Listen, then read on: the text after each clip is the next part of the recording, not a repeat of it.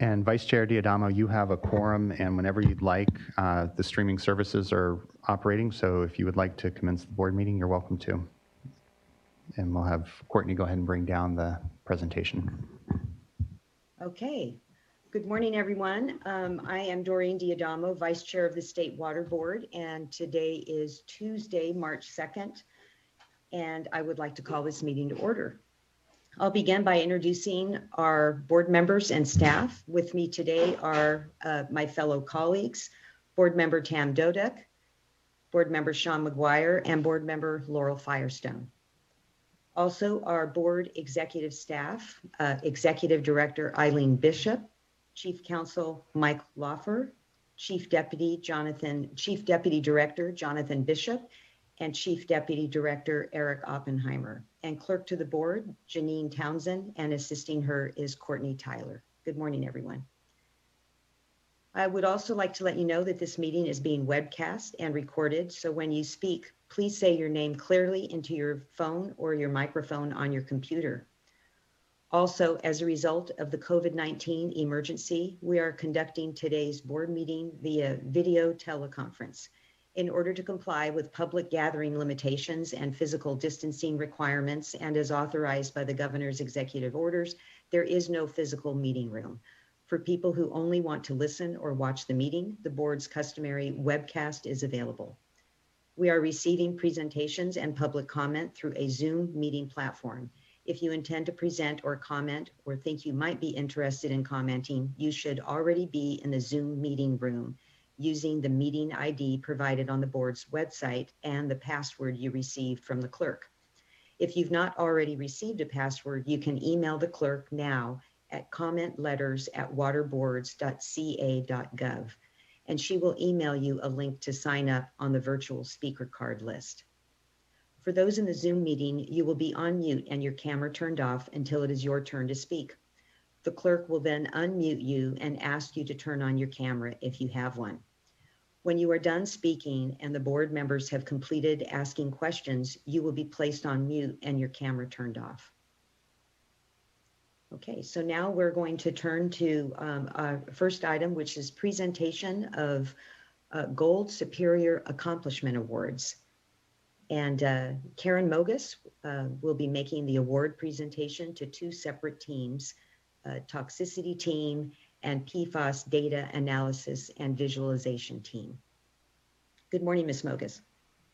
Good morning, Vice Chair Diadamo and board members. I'm Karen Mogus, Deputy Director, Division of Water Quality here at the State Water Board, and I am getting to do one of my favorite things that I get to do in my job every year, which is to present some Superior Accomplishment Awards to two teams. This will take a little bit just to describe the accomplishment. And the first team is the PFAS Data Visualization and Analysis team. I have 12 awardees on that team, and then I'll move to the Toxicity Provisions team, and I believe we have 8 or 10 awardees there. I'm hoping that those who are on the team can make their videos available. We will not be able to have remarks from all the team members, but I do have a note to mention about all of the team members. So starting with PFAS, the Data Analysis and Visualization team consists of staff from 2 state board divisions, as well as our San Francisco Bay Regional Water Board in a variety of program areas with a variety of expertise. With no dedicated resources, the water boards began a statewide investigation of PFAS back in March of 2019, so it's been a couple of years now, to identify the impacts of PFAS to public water systems as well as the environment. The boards issued orders requiring monitoring of PFAS in likely source areas and those receiving PFAS containing materials, as well as at public water systems. The PFAS Data Analysis and Visualization team analyzed data from over 3,000 water samples collected at airports, landfills, and nearby drinking water source wells. And the team created visualizations, including dot plots, frequency charts, mobility plots, radial diagrams, and heat maps. Team members also analyzed the data using co-contaminant cluster maps and fingerprinting, which may lead to development of a machine learning tool that will enable regulators and water system managers to be more proactive in managing drinking water resources to protect public health from contaminants such as PFAS. Last October, members of the PFAS data analysis and visualization team presented their initial data analysis observations during an information item before the State Water Board and presented the impacts of PFAS to human health and the environment, the importance of understanding the breadth and depth of the contamination across the state, the trends in the presence of PFAS groups at source locations and drinking water wells, and various techniques that the team explored to analyze the data in different ways. The presentation was very informative and well received both by the board as well as the audience. And I encourage anyone interested to visit the board's YouTube channel to view the presentation if you haven't already seen it. And thanks to the dedication of the PFAS data analysis team, California is highlighted as a nationwide example for its aggressive investigation into sources and fate of PFAS chemicals. So with that, I'll move to acknowledging our team members, starting with Wendy Link. Wendy is a senior engineering geologist specialist. She was the staff presenter that led the data analysis team efforts and was the point person bringing the group together to share their findings to the board back at the end of last year. Erica Calve is now a senior engineering geologist, also staff presenter, who contributed her expertise to the team on PFAS chemistry and data interpretation. She's now the chief of the Water Board's Constituent of Emerging Concern Unit, and so she will continue to work on PFAS as well as other CECs in the context of recycled water in particular. William Martin is an engineering geologist who led the analysis and visualization of the airport data, the PFAS data that we collected from airports. Joshua Munn, also an engineering geologist, led the analysis and visualization of the PFAS data from landfills. Sarah Beth George, also engineering geologist with the San Francisco Bay Regional Board, created and presented a data analysis tool based on a predictive modeling and fingerprinting of PFAS and their co-contaminants. And then Jacob Mendoza, a staff services analyst, supported the team with visual design of the Water Board's PFAS website. Richard Nelson, a scientific aide, supported the team in the creation of graphics and GIS work products. Also a scientific aide, Rebecca Greiner, supported the team in the upload and organization of the data within GeoTracker, our groundwater data system. Jim Schroeder, an engineering student, supported the team with creation of graphics and GIS work products. With the exception of Sarah Beth George, all of those folks are in the Division of Water Quality. Moving on to staff from the Division of Drinking Water, this was an excellent partnership across divisions and regional board members or staff people. We have Rassam Zargami, a water resources control engineer who created interactive maps of drinking water data results along with trend analysis graphs. Payman Alemi, also water resources control engineer in Division of Drinking Water, created interactive maps and trend graphs of PFAS in drinking water. And Wes Steiringer, an environmental scientist, developed GIS tools and data analysis used in the generation of the general orders that were sent by the Division of Drinking Water. So please welcome me in congratulating all 12 of these staff members across the water boards that came together to present an excellent visualization and analysis of the PFAS data. So thank you. I wish I had a clap track that I could go to, although it probably would get screwed up and make all kinds of funny noises. So won't go there, but thank you to the team for their great efforts. Moving on to the toxicity team, I'm going to give you a little bit of background. This is one of the projects that took a very long time to get over the finish line, upwards of about 17 years. So going way back to 2003, in response to the petitions of 2 Los Angeles Regional Water Board NPDES permits, the State Water Board directed staff to evaluate whether numeric effluent limitations for aquatic toxicity were appropriate for NPDES permits in California, and if so, to establish statewide regulations. Staff did determine that numeric effluent limitations were appropriate and began developing regulations, the first iteration of which was presented to the State Water Board in 2010. Stakeholder concerns with the proposed regulations prompted additional State Water Board direction to evaluate potential impacts of the proposed regulations, among other technical issues. And so staff returned to the State Water Board with a second proposal in 2012, which also was not adopted at that time. Then staff turnover and changes in policy direction delayed release of the third iteration of the regulations until 2018, at which point the regulations, now dubbed the toxicity provisions, became the Division of Water Quality's highest priority, and we launched a concerted effort to get them adopted. The team, affectionately known as the Toxicans, now referred to as the Toxiduns, conducted a series of board staff workshops and focused stakeholder meetings, worked tirelessly to break down the issues raised in public comments and recommend remedies, and prepared a thorough staff report and response to comments, which we will hope stands up in court when we get sued, when the regulations become effective. The team's effort was rewarded on December 1st of 2020 when the State Water Board adopted the toxicity provisions, establishing numeric water quality objectives for aquatic toxicity statewide, a consistent statewide statistical approach for analyzing aquatic toxicity test data, and a program of implementation, including numeric effluent limitations for assessing compliance with the provisions in NPDES permits. So with that, I will announce the toxicity team members, starting with Rebecca Fitzgerald, who is an environmental program manager in DWQ.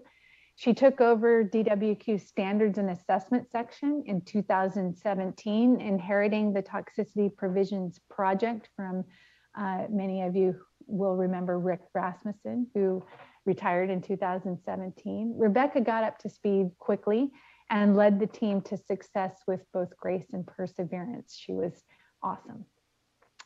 And we have Richard Brewer, also an environmental program manager with DWQ, who provided technical guidance and membership to the Toxicans and actually came up with their catchy name, and really provided cheerleading and great mentorship to the new staff who came on board.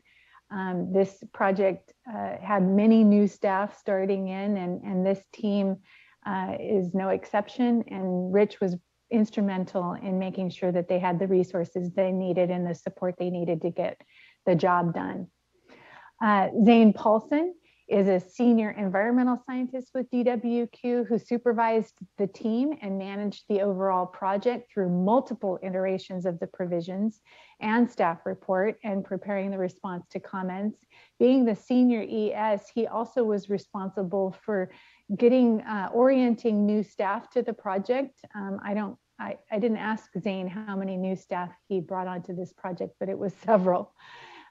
He was always generous in correcting me when I got a fact wrong or needed help with the details, which he kept in his head and ready for response when needed. Zane was great. Then Elizabeth Barrett, who is an attorney 3 with our Office of Chief Counsel, was the primary author of the provisions and amazingly kept track of versions and comments throughout the process using SharePoint. SharePoint got unstable a few times. We had some dicey moments where we weren't sure which version we were working with and who had what, but Elizabeth kept us on point. Her strong grasp of difficult statistical and scientific concepts and attention to detail and persistence over the last several years was critical in finalizing the complex and generally unpopular rulemaking. John Wheeler is an environmental scientist who kept the team organized, making sure decisions and action items were documented and attended to, and that the review of the response to comments kept moving. John also conducted a lot of research to support recommendations for the board. He's also teamed up with Rich Brewer and Katie Fong to be the lead on the study that was called for as in the adopting resolution for the toxicity provision. So you'll see more of John here shortly when he's presenting some of the work that we're doing on the toxicity study. Then we have Katie Fong, an environmental scientist with DWQ, who also conducted a lot of research to support recommendations to the board. And she was also the lead in developing multiple iterations of presentations for the variety of audiences that the team met with. Jacob Iverson, and also environmental scientist with DWQ, researched many topics and became the team go-to for all queries of the SWRCB database to ground truth data questions as they arose and support the analysis in the staff report.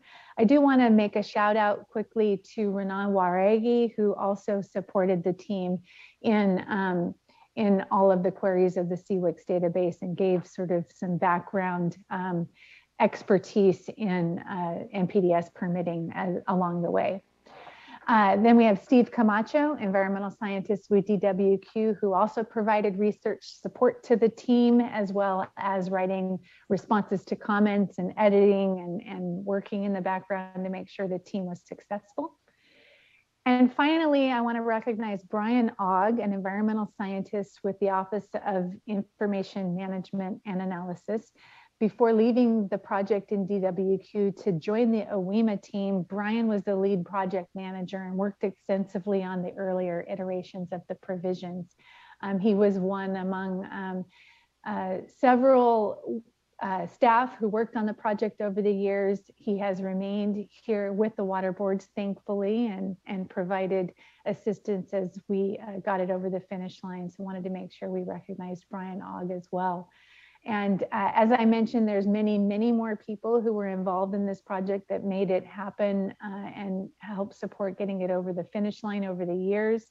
We met just after in December to kind of have a reunion of those staff. It was quite enjoyable.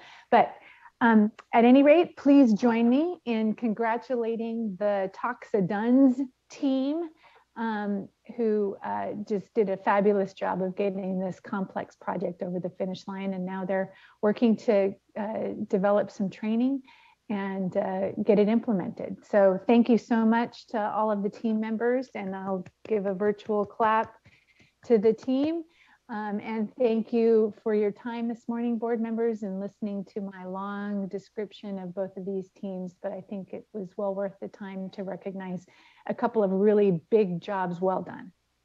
Absolutely. And thank you also, Ms. Mogus, for your work in both of these areas and for choosing to bring the group before us. Thank you all for taking the time out of your schedules to join us this morning. It's great to see you all. And I'll just say that these are two areas so different, but on PFAS, using being smart about utilizing our very limited resources as we gather this information that we need as a board to make some important decisions going forward, but the public also needs. And so pulling it together in a way that is transparent and available to the public is just truly appreciated. And then, of course, the Toxicans, the Toxaduns, just being at many of those meetings, and really want to thank you for that heavy lift toward the end. And of course, the work is not finished because, as Ms. Mogus said, we're now in implementation and then moving forward, on continuing work in this area and also with the regional boards. So thank you again so much, and congratulations for all of your work.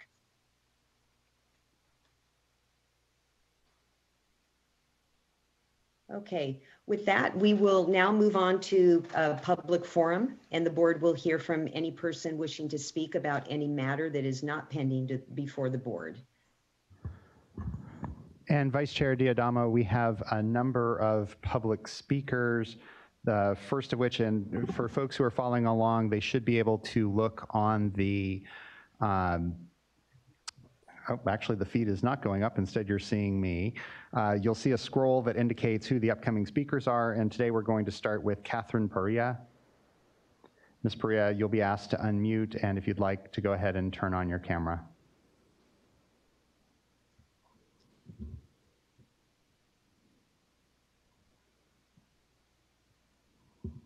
Good morning, Ms. Good Perria. morning. Okay, hi. Good morning, Vice Chair Diadamo and board members. My name is Catherine Perria. I'm a first-year history major studying at Humboldt State University, and I was raised in Stockton. I'm also a climate intern with Restore the Delta. Growing up in Stockton, I've witnessed an alarming change taking place in the Delta, and while the State Water Resources Control Board have delayed essentially my whole life implementing the Bay Delta Plan, I have watched Delta conditions go from bad to worse. As a kid recreating in the Delta, I was always reminded about drinking any water just to stay safe. And now just a decade later, children are being stopped entirely from accessing Delta water from fear of harmful bacteria. Going to middle school and high school in downtown Stockton, I watched water conditions worsen as algal blooms turned the water bright green summer after summer. Ensuring that our Bay Delta water is both safe and accessible for the families of this community should be a top priority. Similarly to other more affluent areas in California, the people of this community deserve well-maintained spaces to recreate without fear of illness. I'm concerned that the State Water Resources Control Board is being neglectful of ensuring access to clean waterways so that future generations may be able to enjoy our beautiful Bay Delta. So today I am asking you to move forward with finishing the Bay Delta plan so we can improve water flows. This past summer, the harmful algal blooms turned Stockton waterways toxic. Toxic algal blooms are a threat to dogs, small children, people who want to fish, swim, or recreate in the Delta. And I would like to ask, what does it say to our youth community that nothing is being done to make water conditions better? That we don't deserve clean, normal rivers like people who in more affluent waters in California have. It's not just that we have problems accessing the waterways safely in the Delta. Once you go in the water, it's not safe, but filled with pollution and algal bloom that makes you ill. Each year, it keeps getting worse. The people of the Delta deserve safe waterways. As the State Water Resources Control Board, it should be a top priority to ensure the safety and well-being of the residents of this area who depend on and look to you to make sure we are living in healthy and well-preserved communities. We need you to do better and set better flow standards and enforce better water quality standards for the Delta. Thank you for allowing me to comment. Thank you, Ms. Perria. Next, we have, I'm looking at the list here. It's Natalie Sorry, Barraza. And Ms. Barraza, you'll have an opportunity to take on your camera, and you should be unmuted at this point. Hello, good morning. Good morning, Vice Chair Diamato and board members. My name is Natalia Barraza. I'm a first-year student studying structural engineering at the University of California, San Diego. I was born and raised in Stockton, and I am currently studying from home. I am a climate and water intern with Restore the Delta, and I have been volunteering for them for many years. I am speaking here today to ask that you please move forward with finishing the Bay Delta plan and stop waiting for others who don't live in the Delta to make decisions about the Delta's water quality conditions. Our fisheries are crashing, and the water quality is getting more toxic and harmful for the communities in the Delta and for the animals that live in the water. About 120 years ago, millions of pounds of salmon were canned every year in the Delta, and around the same time, redlining practices began in Stockton. For us, there is a parallel. Redlining has led to about a third of the people living in my city at the bottom 95 percentile for environmental health, meaning this specific community has more air pollution and toxins in the water than the rest of the Delta. I have always lived in South Stockton, where there were days that I would not be able to go to school because of how terrible the air quality was and how I needed to stay inside most days to not inhale the air that was just outside my front door. South and Central Stockton has suffered in the midst of the Delta deteriorating, and the livelihood of hundreds who live in this area are being harmed by the environmental and economic damage that has occurred in the Delta. Throughout the years, water management practices have decimated our salmon runs, which is part of the environmental legacy of the Delta. These salmon should still be there for our communities. Fish in the Delta need cold, clean water, and the people need the same. The fish and the people are currently living surrounded by toxic algal blooms and pollution that can make you ill. 2 years ago, this board voted to improve water conditions in the Delta, but those who want the water are controlling the process, just like poor environmental health conditions continue as a result of redlining. Conditions in the Delta water and in Stockton are getting worse every year, and we need your help solving this problem. Our community deserves a healthy environment and fisheries, just like other communities have in other parts of the state and other parts in the country. For us to have less than that is wrong. We need you to do better and set better standards and enforce better water quality standards for the Delta. Thank you for the chance to speak and for allowing me to comment. Thank you, Ms. Barraza. And next up is Nicolo Lakic. Mr. Lakic, we'll go ahead and offer you an opportunity to unmute at this point in time and to start your camera if you'd like. Good morning. Can you hear me? Yes, good morning. Yeah, very good. Good morning, everyone. Thank you for this opportunity to say a few words. It might not be, well, of the subject. It's about Salton Sea. It is, but it is very, very close to the, well, it's water, clean water. I'm author of the proposal for the restoration of the Salton Sea. And so far, they have Brine Lake, Perimeter Lake / Brine Lake, which leading to the smaller, smellier, saltier, and more polluted lake, inevitably. I have solution, and I would like if you can be aware of it, and I'm using this opportunity to say, I'm proposing to redirect New River and Alamo River back to the Mexico because they are pollutants. So we have to stop pollution. First,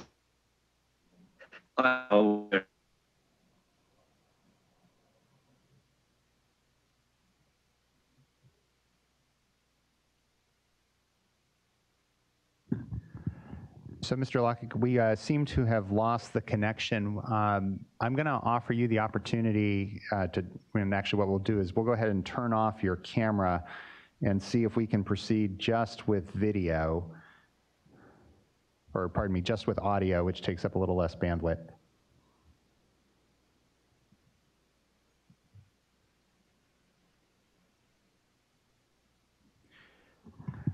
So, Vice Chair Diadamo, it appears that we have completely lost him at this point in time. What I'll propose is that we go ahead and move to the next public forum speaker, Darius Waiters, and give that individual an opportunity to speak, and then we can come back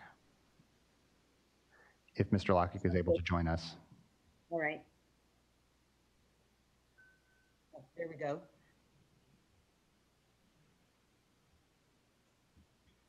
Hello, greetings Vice Chair Diamato and other board members. My name is Darius Waiters and I attend San Joaquin Delta. Well, first of all, can you guys hear me all right? Sorry. Okay. I attend San Joaquin Delta College and I study environmental engineering. I've lived in Stockton for all of my 22 years.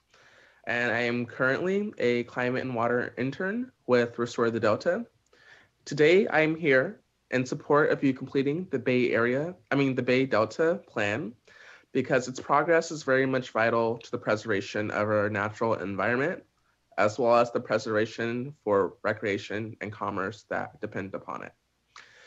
Growing up, my family has often recreated within the Delta, whether that be fishing for fish such as perch or catfish.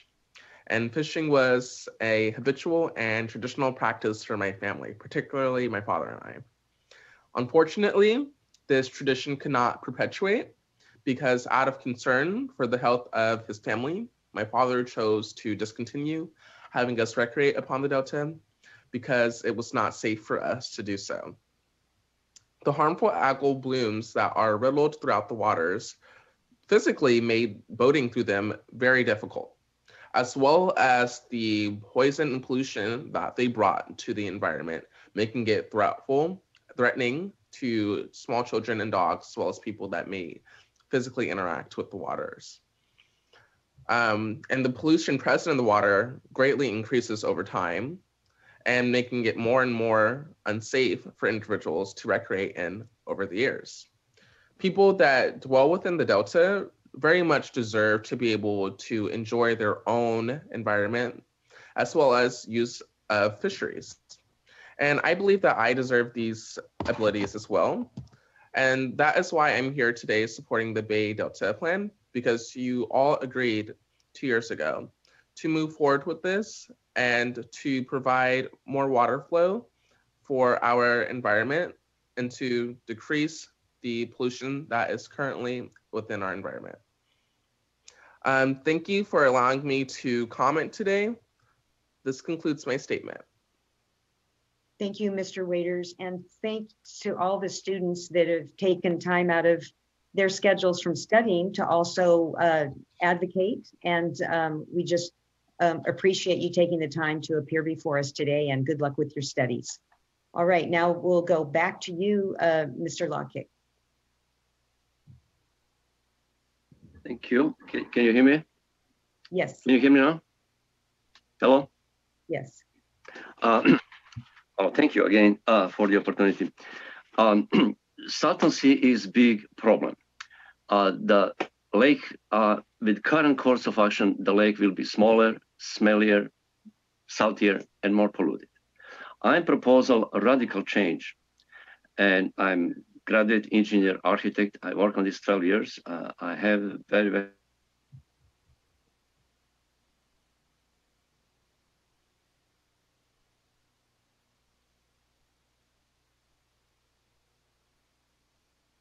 Mr. Loeffler, we'll let you try again on making the adjustment.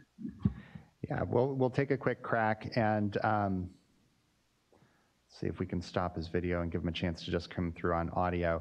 Mr. Lockett, it's unclear if you're still able to hear us at all. But in the invitation that Ms. Townsend sent you, there is also a phone number, and if you'd like, you could go ahead and call in using that particular option, and then we would just rely on your audio feed. That tends to be a little bit more stable if you have at least cell phone or home coverage.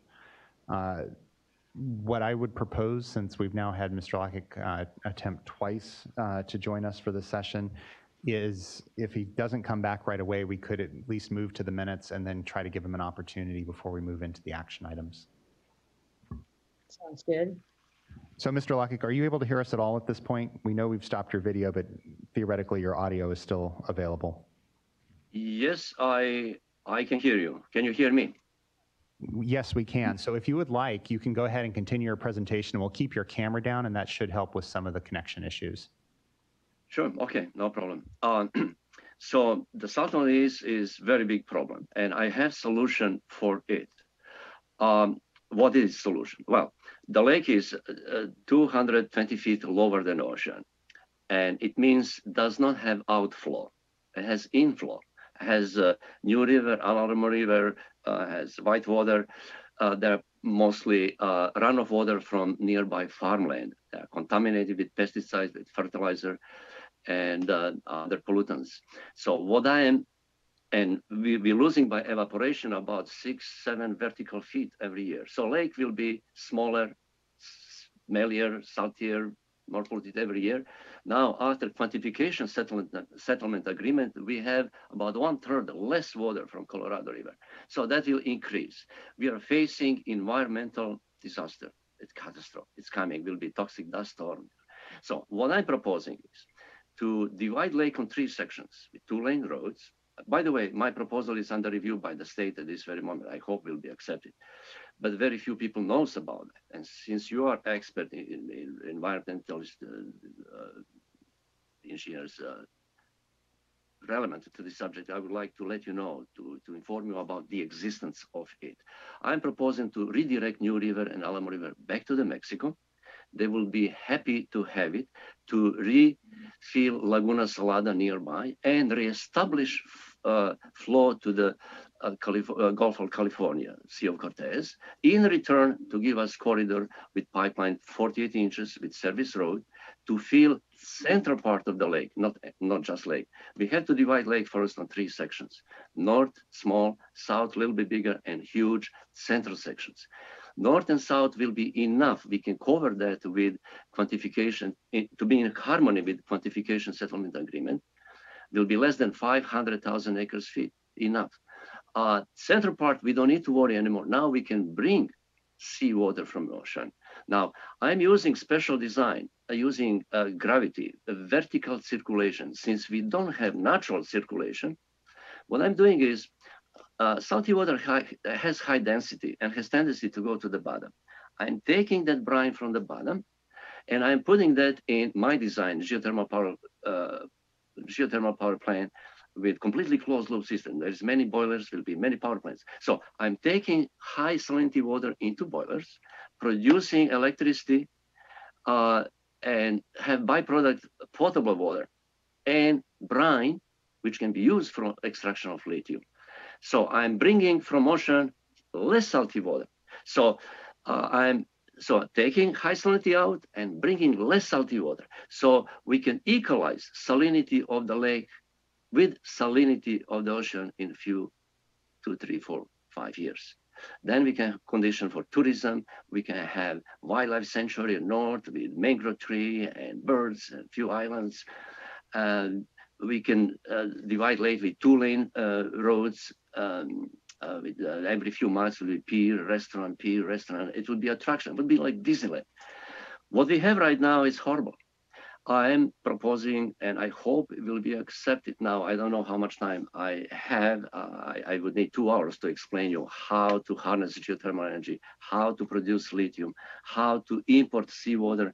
And I'm author of the inventor of new system for pipeline that in downhill routes generate electricity.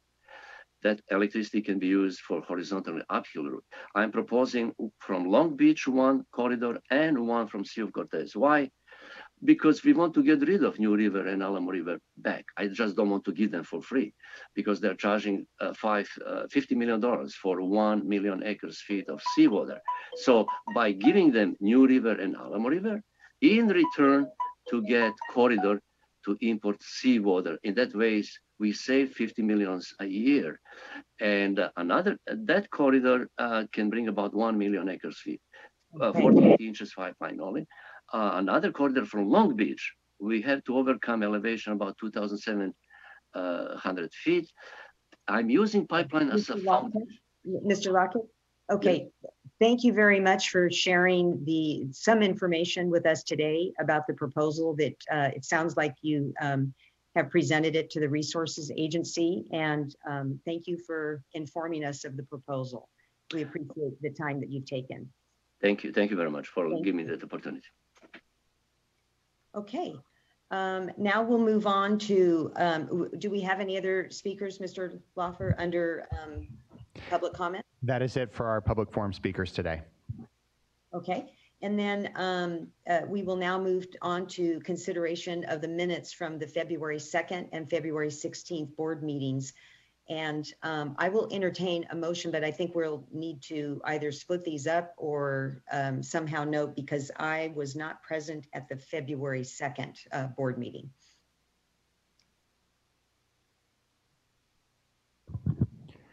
It would be better to proceed by 2 separate motions at this point.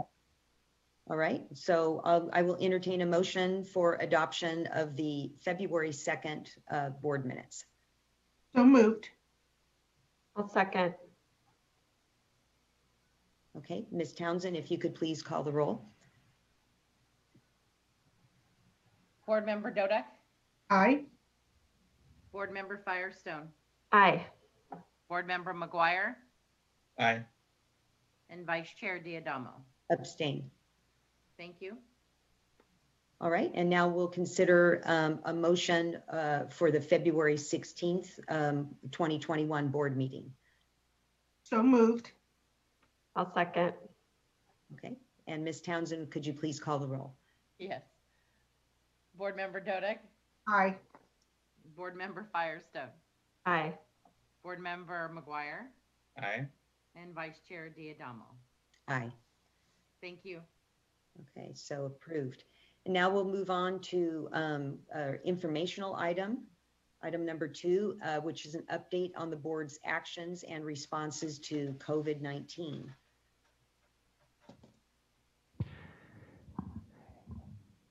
And Vice Chair Diadamo, I believe that there was not going to be any update today. It's been a relatively smooth month. And so I believe we're going to pass on item number 2. Okay. And I'll alert you when we get to item number 3, which was on the consent calendar, I believe. We do have one speaker who is listed as only if necessary. And so for the board's pleasure, you have a choice. You can have a staff presentation, or we could ask the individual if he or she would like to address the board on the item at all. Okay, well, let's just pull up item 3, which is consideration of proposed resolution delegating authorities to administer funding for fish consumption health warnings. So again, this is to administer funding. Who was the person that signed up if needed? The individual is identified as Rocket Friend, or perhaps I'm pronouncing the last name. I'm going to give you an opportunity to unmute, and would you like to address the board on this item? Otherwise, the board would move the item on its consent calendar.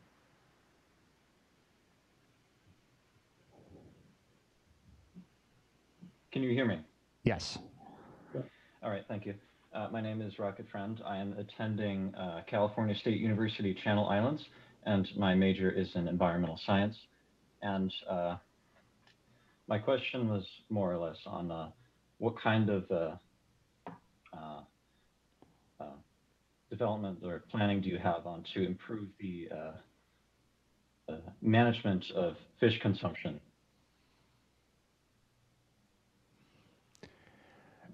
So if you'd like, Vice Chair Diadamo, at this point in time, we could go ahead and have the staff come up and do a very brief presentation for this item. I don't believe there was a PowerPoint associated with it, and they could tailor their comments to the comment from Mr. Friend. Okay, and so we have Ms. Loudon, well, a whole team. So let's see.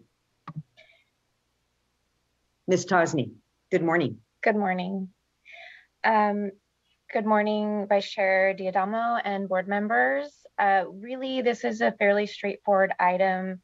It's in regard to a new funding program to help health officers meet new requirements to post fish consumption health warnings in areas where contaminated fish or shellfish may be caught.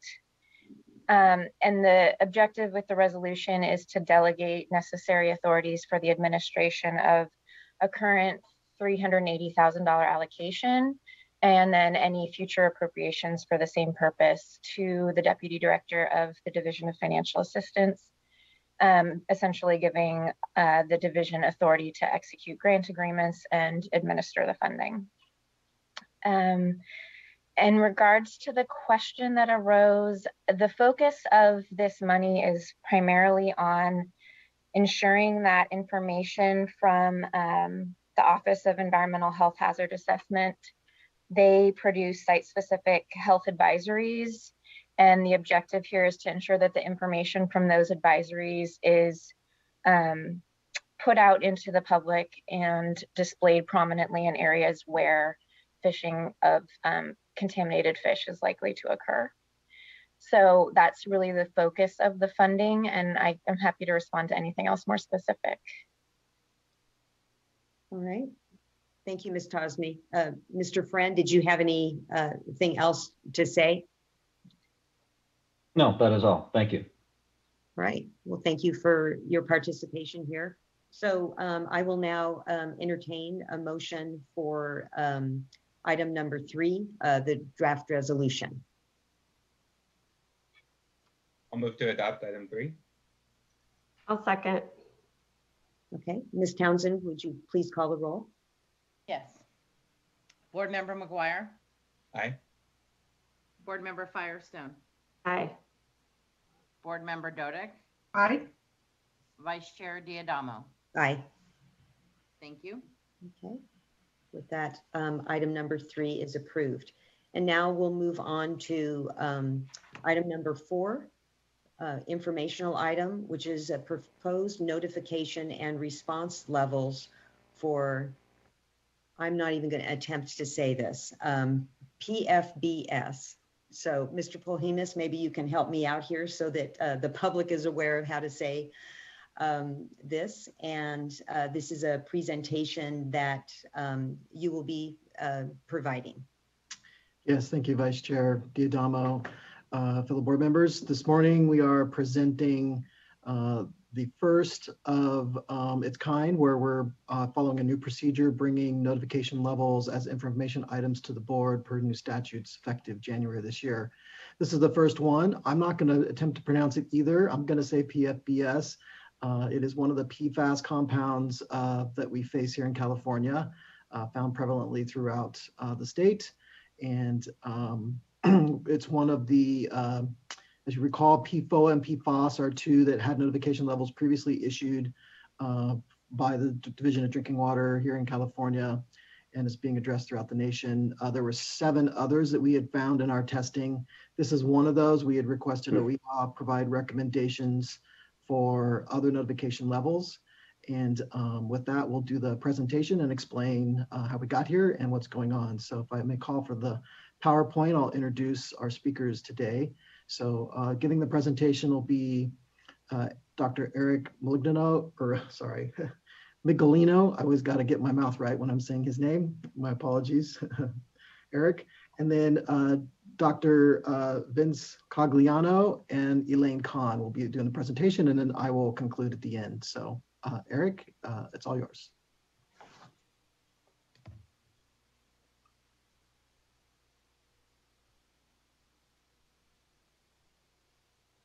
Sorry, good morning, everybody. Good morning, Vice Chair Diadamo and board members. I'm Eric Migolino. I'm from the Division of Drinking Water, and I'm presenting our proposed notification and response levels for perfluorobutane sulfonic acid. Can I have the next slide, please? So I'd like to start with some photos.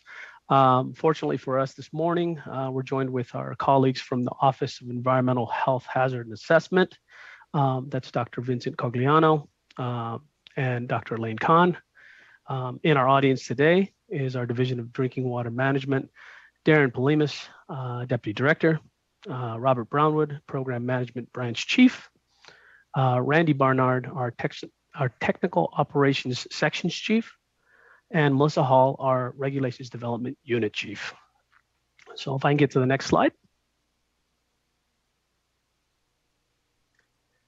So what are the notifications and response levels?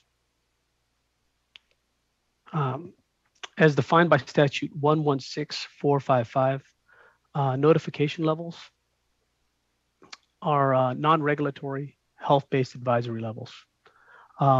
They are for contaminants that don't have maximum contaminant levels. Just give me 1 second. Response levels are concentrations that are set above the notification levels.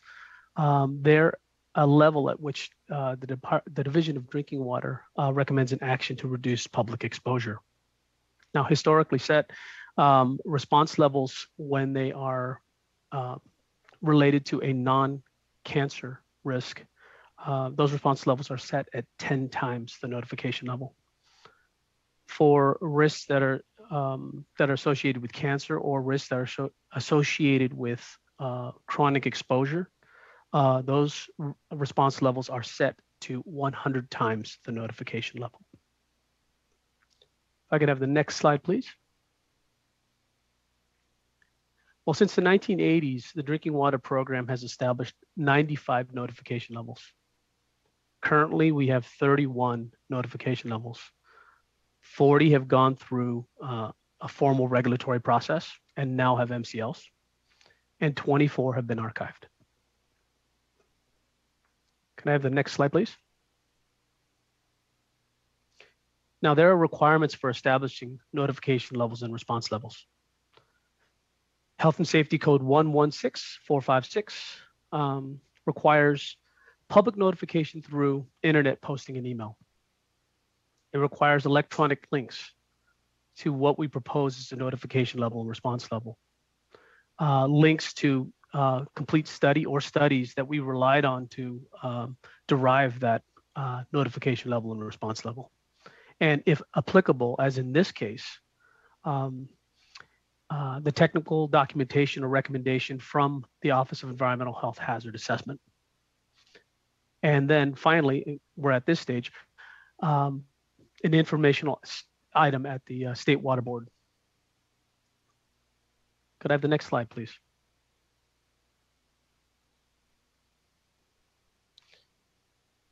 So this is just a timeline to demonstrate our progress in this process. So in February of 2020, DDW requested NL recommendations from OEHA for PFBS and six other PFAS chemicals. January 14th of this year, PFBS notification level recommendations were provided by OEHA to DDW. And on January 29th, we made notice to propose the PFBS notification level and response level, and we also provided electronic links to the supporting documents. So at this time, I'd like to pass the presentation over to Dr. Cogliano, who's going to discuss OEHA's recommendation and their technical work. Thank you. Thank you very much, Eric, and good morning, everybody. So OEHA is a group of toxicologists, epidemiologists, and other scientists, and we support the water program and other parts of California EPA. So we've made a recommendation for notification level of 1/2 of a microgram per liter. That's the same as 1/2 of a part per billion. Even though this is not a public health goal, we still go through a very rigorous process, and we did a systematic literature search to make sure that we identified all of the relevant publications in the scientific literature and any government reports that also would be relevant to PFBS. We focused our review on the human and the animal toxicity studies that would inform a notification level.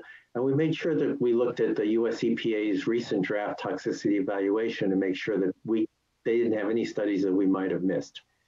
So looking at the human studies, the human studies show evidence of reproductive and developmental toxicity, toxicity to the immune system, and cardiovascular effects in humans. And then we looked at the animal studies, which have precise estimates of exposure and no other confounding factors in the animal studies. And we identified 4 animal studies that were the most sensitive and the most informative for deriving the notification level recommendation. To go through the highlights of our assessment, I'd like to introduce our senior toxicologist who heads the water toxicology section, Dr. Elaine Kahn. Thank you very much, Vince, and good morning, everyone. Yes, as Vince said, from our literature review, we identified the most sensitive studies that were of sufficient quality to consider in deriving the NL recommendation. And this table briefly describes the 4 studies that we selected. And as you can see, 3 of the studies were done in rats and 1 was done in mice. And here we have a study from the National Toxicology Program that exposed mice for 28 days to PFBS, and they saw liver and kidney effects, as well as decreased thyroid hormone levels. And in a study by Leader et al., who exposed rats to PFBS for 90 days, they reported kidney effects. And in another study by that group, rats that were exposed for 2 generations, which means rats were exposed prior to mating and throughout mating and through gestation till the dams gave birth. And then those pups were also exposed until they themselves gave birth. And they saw kidney and liver effects in both generations, as well as sperm effects in both generations. And finally, in a study by Feng et al. In mice, which were exposed to PFBS during gestation days 1 through 20, they noticed decreased thyroid hormone levels in both the dams and the pups. Next slide, please. So out of those 4 studies, we selected the Feng study as our critical study for deriving our recommendation. And here I list the reasons why we made that decision. And one of the most important reasons is that thyroid hormone decreases have been shown to be associated with altered cognitive development in children. So we felt it was a very important endpoint. And on top of that, it was also more sensitive than the liver and kidney endpoints that were observed in the other studies. Next slide, please. So after selecting the critical study, we derived an acceptable daily dose, which is an estimated daily dose that can be consumed by humans for an entire lifetime without toxic effects. So we did this by using mathematical models on the maternal mouse data, and we converted the mouse dose to a human equivalent dose by accounting for the differences in how quickly the chemical clears from the human versus the mouse body. And in addition to that, we also applied factors that can account for variability and uncertainty when you're going from animal data to humans. And so here's a breakdown of the factors that were applied. And you can see we applied a factor of the square root of 10 or 3 to account for some residual uncertainty in extrapolating from animals to humans, and then 10 to account for variations between humans, and then another square root of 10 for database deficiencies, because as you can see from the studies we narrowed down to, there really wasn't a chronic toxicity study that took exposure throughout the entire lifetime of either the mouse or the rat. Next slide, please. So once we had the acceptable daily dose, we had to convert that back to a drinking water concentration. And in order to do that, one of the things is we have to apply a relative source contribution, and this accounts for exposures from all sources in addition to drinking water. And because we don't really have data to tell us how much exposure comes from non-water sources, such as consumer products or household dust, we went with the default of 20%. And after applying that, we also need to figure out, well, how much water do people drink? And in this case, we decided to apply the drinking water intake rate for infants 0 to 6 months of age. And this is because infants have a much lower store of thyroid hormone, less than a day's worth, compared to adults who can have several weeks worth of thyroid hormone reserves. And in addition to that, infants have higher exposure to drinking water when they are fed reconstituted formula, so they consume much more water on a body weight basis than adults. Next slide, please. So in the end, we ended up with a notification level recommendation of 0.5 parts per billion or 0.5 micrograms per liter. And here's a table comparing numbers from other states, and you can see our number is in line with other states that have used thyroid toxicity as the endpoint. And you can see that there are other states that use kidney toxicity, which, as I mentioned earlier, was less sensitive. And so it makes sense that those numbers are a bit higher. And some of the differences also come from the way they do their calculations and what assumptions and parameters are used in the calculations. And so you can see, at least with the kidney toxicity, there is a wide range, but with the ones that use thyroid toxicity, our numbers are very close. And so with that, I will end my presentation and turn it back over to Darren or Eric.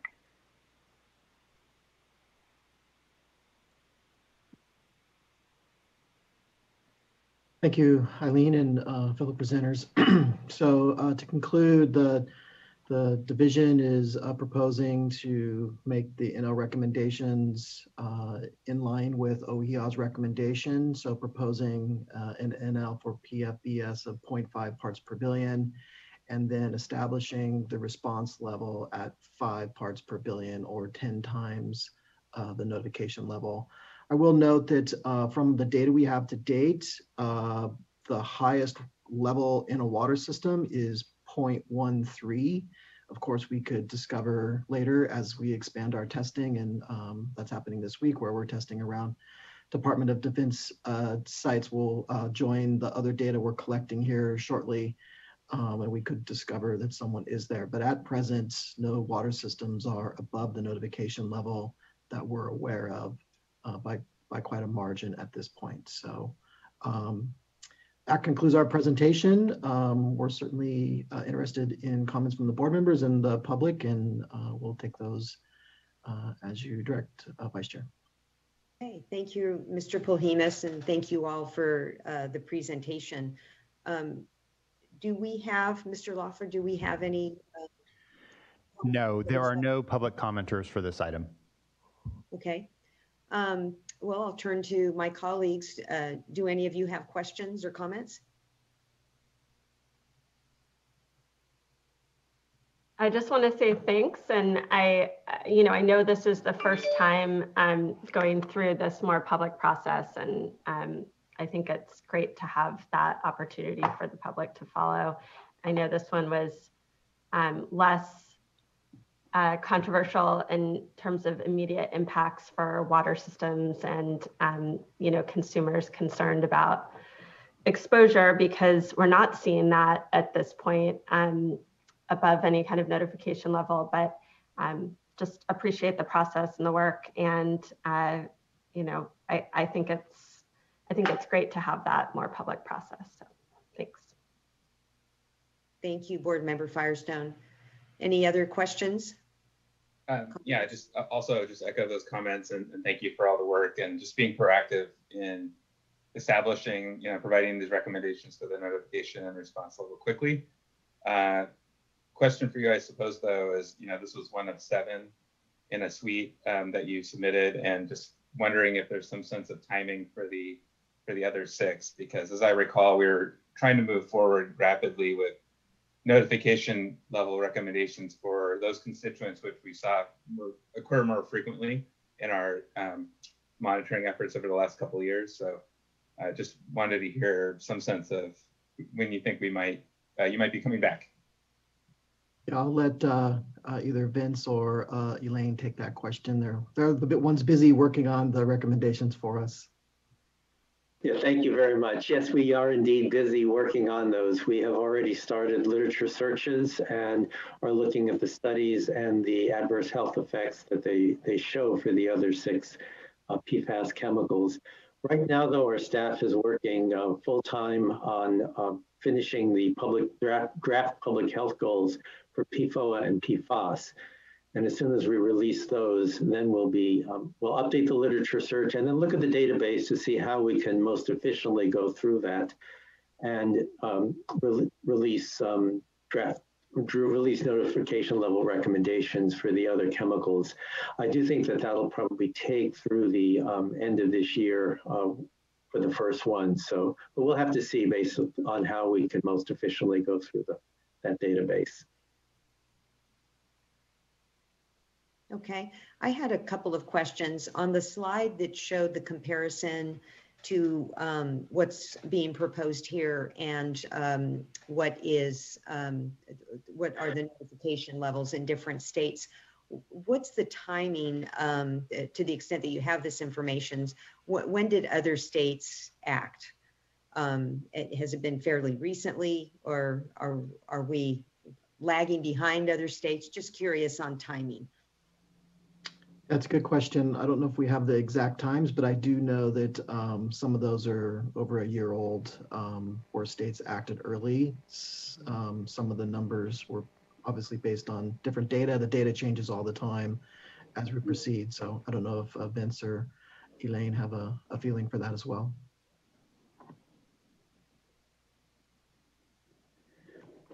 Okay. Yeah, sorry, that's not the way I remember the data, the exact times. I will note, though, that a couple of the other states did do it on the thyroid effects, and some did it on the kidney effects. And California was among the group of states that looked at the thyroid effects, which we believe are the most sensitive and give you the best notification level for PFBS. Right. And then I had a question about the thyroid effects as well. And maybe I was just not quite following it, but I think it was Ms. Khan that was talking about some of the effects and the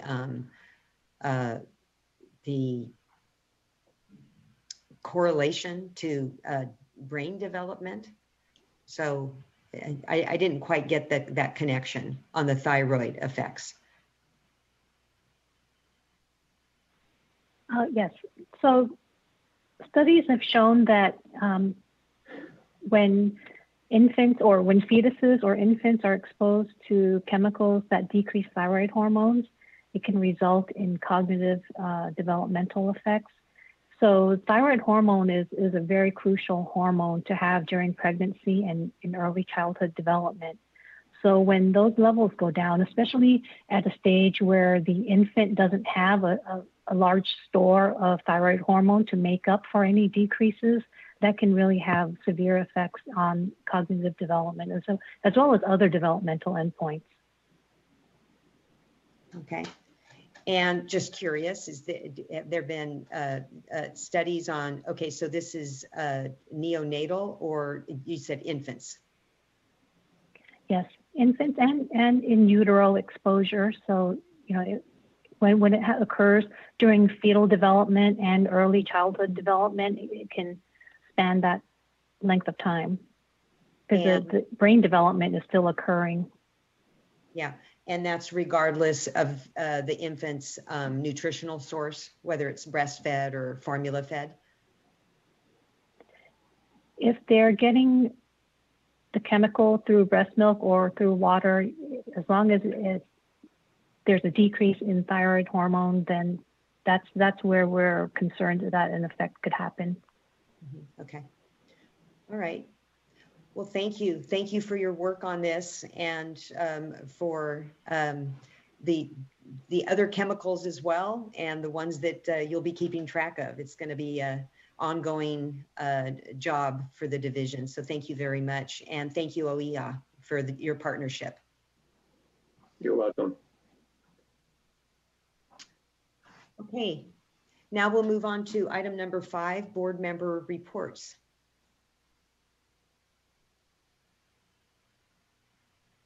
Do we have any reports from any of the board members? I can just mention that, you know, we're continuing to look at hopefully about getting the funding from the federal government on COVID relief for financial impacts for households, and still don't have final information from the feds on what that looks like or even how much money we'll get, but are doing a lot of continued conversations about what priorities and how it would be best administered at the state. So, you know, I think it's just wanted to continue updating that because I know it is a concern for the board, and following up on the survey results that we were able to do. Absolutely. Thank you, board member Firestone. Anyone else? Yeah, on the February 19th, I had the privilege of presenting at the Perria Clean Water Agency's annual members meeting. And so that was a good online virtual webinar. They have a great symposium, lots of very technical, great presentations that they had on a number of topics. So I enjoyed listening to some of their speakers. You know, I generally talk about areas of water quality as it relates to wastewater discharges that they may be interested in. And I realized just how much we have going on when you think about recycled water policy implementation, or direct potable reuse regulations that are under development, microplastics, nutrients, sanitary sewer general order. It actually became quite a long list of items, and so just really remarkable how much we have going on this year, and just look forward to continuing the discussions with them going forward, because they really are leaders in a number of those different areas. So just wanted to share that all with you. That's all I have. Thank you. I will quickly add that the Central Valley Regional Water Board met, and we elected Dr. Longley as its chair, and defer voting on the vice chair until its next board meeting. At their meeting, they also heard a report from something that we directed them to do, and that was in response to the petition for the Eastern San Joaquin Irrigated Lands Program, we directed them to form an external panel to review the monitoring program. And that panel did so. That panel issued their report in December and provided a verbal report to the Regional Water Board at the last board meeting. It confirmed a lot of the monitoring, the framework that was put together for the Eastern San Joaquin Coalition, and provided some recommendations as well. So one of the things I noted during the presentation was a lot of the speakers mentioned how they were a bit concerned when the state board required that, didn't know how the process would work, didn't know how it would play out, but all involved thought it would turn out to be a very positive experience that led to a good reaffirmation of the good things that were done, but also to good recommendations for moving forward. So that's it. Thank you, Board Member Dodek. And I concur, at least on a piece of their work. I was able to participate in a tour that the expert panel had where they looked at some of the monitoring sites, and that was good participation from a number of the stakeholders that had been involved in the Irrigated Lands Program, both in Regions 5 and 3. So I found that to be quite helpful, and glad to hear about the update on the report. The only update that I have is that I was able to follow the water quality fee stakeholder meeting, and just really want to thank staff, not just for that meeting, but the other stakeholder meetings that they have for water rights and also drinking water, and thought that there was a, kind of early in the year, but always helpful to have these kickoff stakeholder meetings. That's one in a series. And then also to just note that there will be a stakeholder meeting, I believe it's on the 9th of March for you to implement the, or to start discussions about the winery general order and the fees associated with that. And that's all I had. So at this point, we'll be taking a break and then reconvening. Mr. Loeffler, could you give us an update on closed session and timing for? Yes, so the board will at this point recess, and then a closed session for the noticed litigation items will commence at 2 p.m. And for the board members and staff participating in that, there is a secure scheduler that has been, will be updated shortly with the 2 p.m. start time. Okay, very good. So we'll see you then, and thank you all. We're now in recess.